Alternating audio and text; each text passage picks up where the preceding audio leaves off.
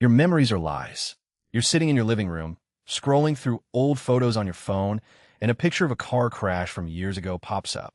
You remember it like it was yesterday. The sound of screeching tires, the smell of burning rubber, and the sight of twisted metal. But as you're recalling the scene, someone asks you how fast the cars were going when they smashed into each other, and suddenly your memory of the crash gets faster and more violent than it was. You're not just remembering the event, you're rebuilding it from fragments every single time, and each rebuild quietly edits the original. This is how memory works, and the confidence you feel about a memory has almost nothing to do with whether it's accurate.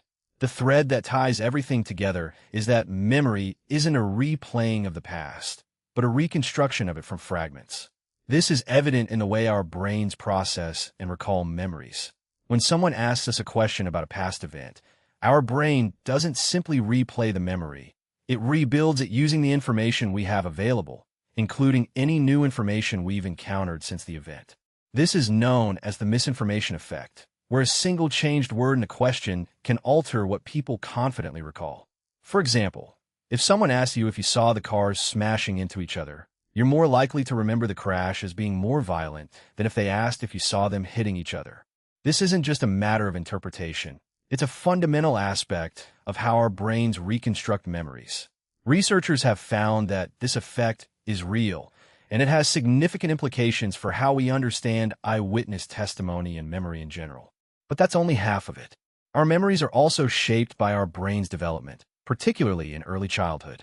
You might have 1 or 2 flickers of memories from being 3 years old, but you're honestly not sure whether you remember them or just remember the photos your parents took. This is because the hippocampus, the language and self-concept systems that organize autobiographical memory, are still developing in early childhood. Memories formed before that scaffolding exists aren't stored in a form that your adult brain can retrieve. Many apparent early memories are actually reconstructions from family stories and images. This is known as childhood amnesia, and it's a normal part of brain development. As children grow and develop, their brains are constantly reorganizing and refining their memories, which is why many early memories are lost or distorted over time. But even as adults, our memories are still highly context-dependent. You might forget what you came upstairs for, but as soon as you go back down to the kitchen, you remember instantly. This is because memories are encoded together with the surroundings they were formed in, so the environment itself becomes a retrieval cue. Returning to the original context reinstates those cues, and the memory becomes accessible again. This isn't just a matter of being in the right place. It's a fundamental aspect of how our brains store and retrieve memories. For example, if you learned a new skill in a particular room, you'll be more likely to remember it if you're in that same room again. This is why context is so important for learning and memory, and why changing environments can sometimes make it harder to recall memories. As we get older, our memories also start to follow a predictable pattern. Ask anyone over 50 for vivid memories, and a wildly disproportionate number will land between 15 and 25. This is known as the Reminiscence Bump. It's because that window is dense with first-time experiences and identity-defining events. Novelty is encoded far more richly than repetition, so those early memories are more vivid and memorable. It's also when you build a life story you'll tell about yourself, so those memories get rehearsed more. Later decades contain more routine, which compresses in memory.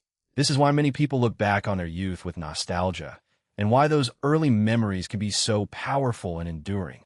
The confidence you feel about a memory has almost nothing to do with whether it's accurate. This is a counterintuitive takeaway, but it's one that's essential for understanding how our brains work. Our memories are not fixed or reliable, but rather dynamic and constantly evolving.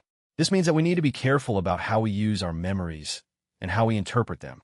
It's not just about remembering the past, but about reconstructing it in a way that makes sense to us.